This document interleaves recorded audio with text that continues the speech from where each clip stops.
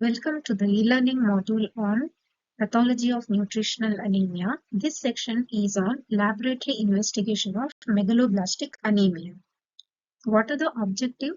The student should be able to list the laboratory investigation of macrocytic anemia. They should be able to describe the peripheral blood findings and bone marrow findings in megaloblastic anemia. So whenever we deal with the case of anemia, we do certain set of investigation to confirm the anemia, to subtype the anemia. So these are in general investigation. They are general laboratory investigation.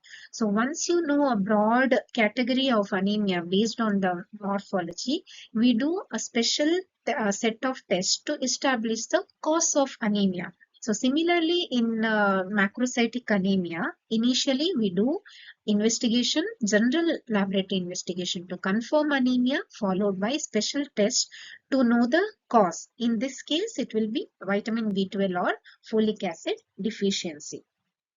So in general laboratory investigation, we begin with hemoglobin to confirm the anemia and to know the severity of anemia, followed by red cell indices. What are red cell indices? We have MCV, MCH, MCHC and RDW.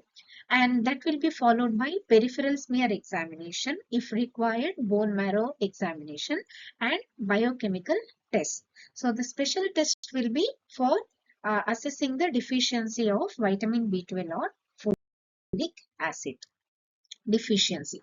So in general laboratory investigation, when we do HB hemoglobin, it will be reduced. And when we look at the RBC indices, MCV will be increased. So what is normal MCV? It is 80 to 100 femtoliters. So in megaloblastic anemia, the MCV will be more than 100 femtoliters, whereas MCH will be elevated. MCHC can be normal or decrease. So that will be followed by peripheral smear examination. In peripheral smear examination, we will assess the size of the RBC and the chromia of the RBC to classify anemia based on the morphology. So how do you assess the size of the RBC? As it is already told, we compare it with the size of the small lymphocyte nucleus. So here in megaloblastic anemia, the size will be enlarged. So they are called as macrocytic. So chromia, as MCH is elevated, when you see the peripheral smear, RBCs will be lacking the central pallor because MCH is elevated. Then when you examine the marrow, the erythroblast precursor in the bone marrow, they will be larger in size. So they are called as megaloblastic. So in particular, when you look at the cell, we have to assess the nucleus and the cytoplasm. So what is mostly affected in megaloblastic anemia is the nucleus. So there is nuclear maturation defect in megaloblastic anemia. So iron store, if you do a special stain for iron stone, it can be increased or normal. So the special stain for iron is Pearl's Prussian blue reaction. So when we look at the parameters in blood investigation, so RBC count or hemoglobin will be reduced. So that will tell that patient has anemia. So followed by, we have to look at the RBC indices. So here in this patient RBC indices, we can clearly say that MCV is 117, which is increased, telling that patient has macrocytic anemia. MCH is mainly elevated because the central pallor will be normal in peripheral smear.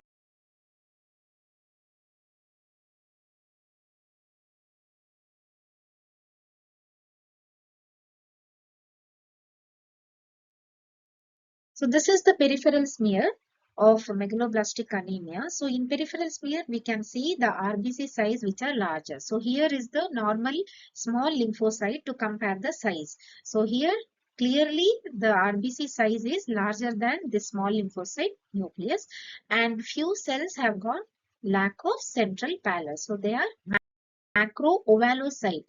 So the size we can see here that they are oval in shape. So here also again the cells which have no pallor in the center. So they have got no central pallor. So there are certain RBC inclusion associated with vitamin B12 or folic acid deficiency. So the first one is basophilic stifling or Howell-Jolly bodies. So this picture is showing Howell-Jolly bodies, which is a nuclear remnant. So they are usually single in shape, little larger. So they are usually seen at the periphery of the RBC. So they are nuclear remnant. So this is a Howell-Jolly body, which is a RBC inclusion. So the second RBC inclusion is basophilic stifling. So basophilic stifling are ribosome remnant. So RNA or ribosome remnant. So they are seen as small dots within the RBC. They are distributed throughout the RBC, whereas basophilic stifling was having single larger inclusion. Basophilic stifling, they are having multiple dots which is distributed throughout the RBC.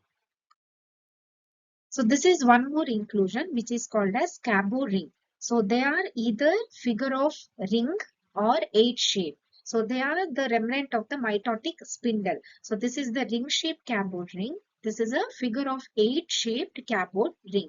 So these are the RBC inclusion. So here you can see the nucleated RBCs which are present in the peripheral smear. That is because of premature release of the erythroid precursor to compensate the anemia. So here is one more RBC which is showing, which is larger in size, macrocyte, and it is showing basophilic stifling. So to summarize, in the peripheral smear, we see macro ovalocyte, they are oval in shape, and we see three type of RBC inclusion, which include Howell-Jolly body, basophilic stifling, and Cappo ring. And in addition, when you examine the other type of cells in the peripheral smear, as I told, this megaloblastic anemia not just affect the RBC, they affect the WBCs and platelet also. So in WBC, mainly we can see hypersegmented neutrophil, and in platelet, there will be presence of large platelet which are called as giant platelet, and also the platelet count could be reduced. So this is the picture showing hypersegmented neutrophil. So what is the criteria to consider hypersegmentation in the neutrophil? So even a single neutrophil in the peripheral smear having 6 lobes can be considered as hypersegmentation, or more than 5% of the neutrophil showing 5 lobes, 5 segment in the nucleus is considered as hypersegmentation of the neutrophil. So this is one of the earliest feature which is seen in megaloblastic anemia. So in bone marrow examination, we can see the WBC precursor, which are myeloid series, especially the metamyelocyte, they will be larger in size, which is called as giant metamyelocyte. So when you examine the peripheral smear, we see macrovalocyte with the inclusions like Howell-Jolly body, basophilic stifling, and Cappo ring. When you examine the WBC, we see hypersegmented neutrophil, and the platelet count could be reduced, which is called as thrombocytopenia. When you examine the bone marrow, there is increase as a response to anemia. There is increase in the erythroid precursor synthesis, which is causing erythroid hyperplasia. And when you examine these erythroid precursor, they are larger in size with open paler chromatin, sieve-like chromatin. So that is called as megaloblastic maturation of the erythroid precursor. So what are the laboratory diagnostic features of megaloblastic anemia due to either vitamin B12 or folic acid deficiency? So when you examine the peripheral blood, there is decrease in the hemoglobin, and in the peripheral smear, we see macro-ovalocyte, basophilic stifling, Howell-Jolly body, and Capori. Leukocyte, the count is reduced, which is called as leukopenia, and the granulocytes will show hypersegmentation. So platelets, there is thrombocytopenia or presence of giant platelets. In the bone marrow, there is compensatory increase in the erythroid series cell synthesis, which is called as erythroid hyperplasia. So that will lead to altered Me ratio. So normal Me ratio is myeloid is to erythroid ratio is 2 to 4 is to 1. So in this case, there will be reversal of the Me ratio leading to 1 is to 1 ratio. So, and these RBC precursor will be larger in size with nuclear maturation defect, that is called as megaloblastic maturation.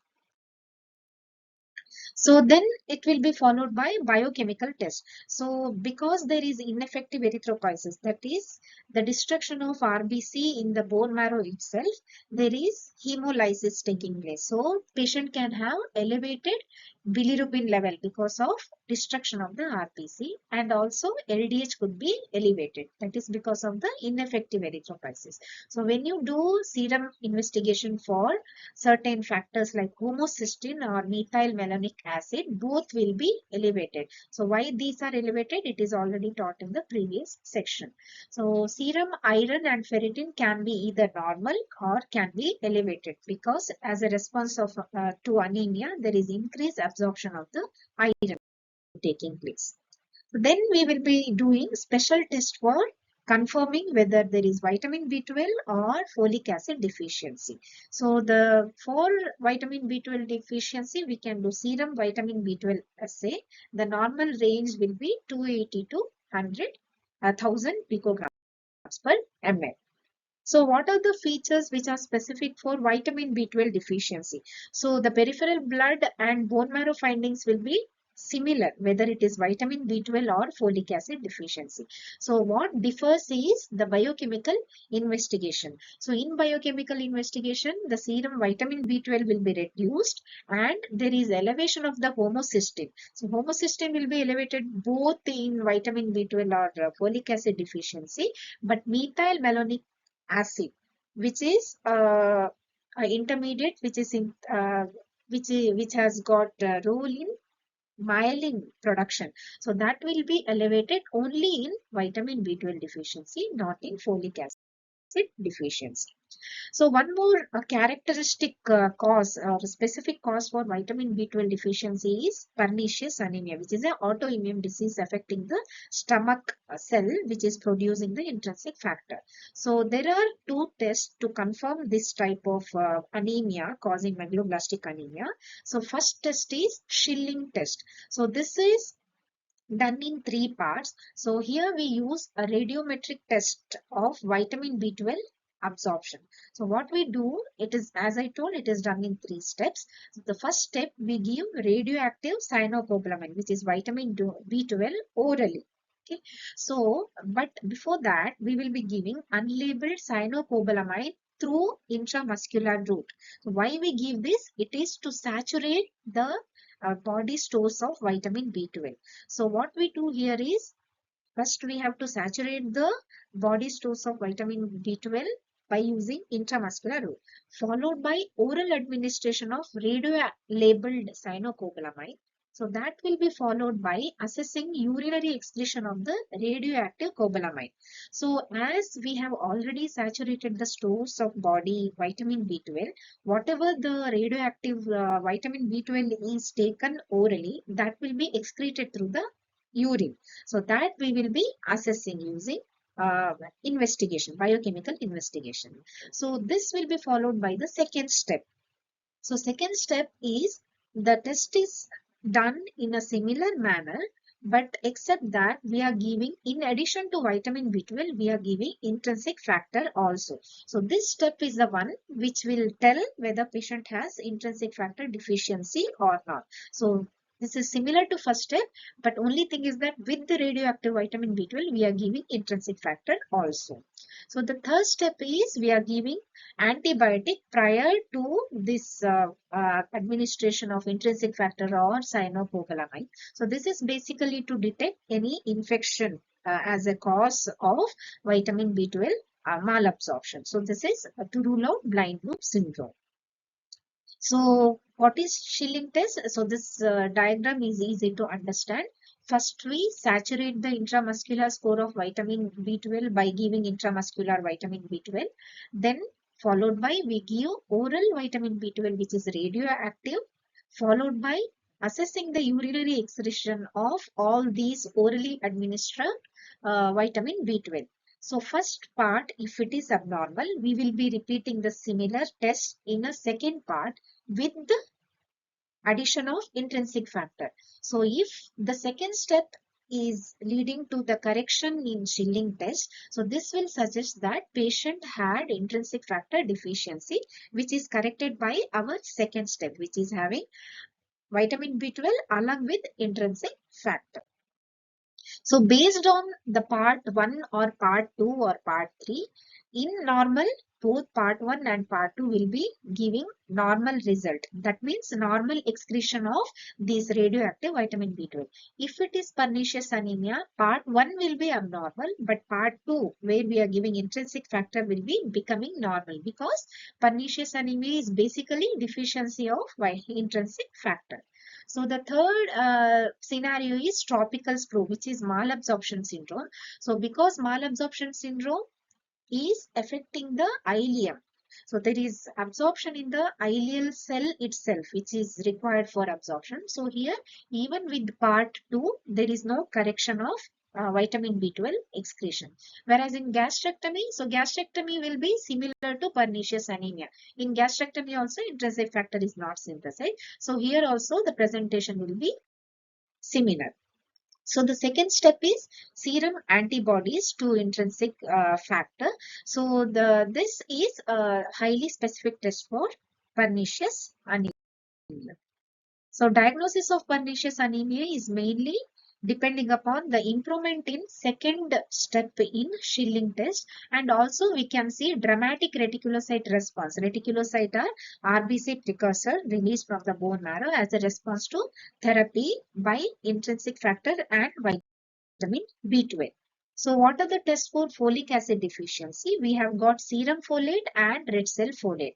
So normal serum folate is 4 nanogram per ml, more than 6 nanogram. So if it is less than 4 nanogram, it is a diagnostic of folic acid deficiency. But the problem with serum folate is it can be corrected with even a single male which is having normal folate.